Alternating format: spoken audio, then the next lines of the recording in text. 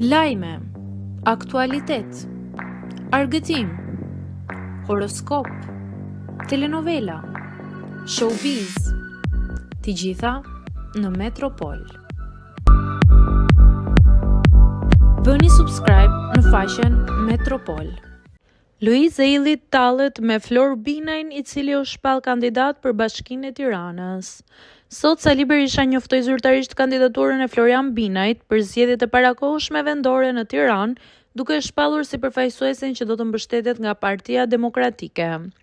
Në një deklaratë për mediat nga Selia Blu, kreu i PD-s vlerësoi Binajn si një artist të angazhuar dhe zë të fortë të qytetarëve të një mbrojtje të kauzave publike. Ftoi aleatët dhe opozitarët qytetarë të mbështesin këtë kandidaturë si një kandidaturë që i bën nder çdo qytetari dhe kryeqytetit të vendit.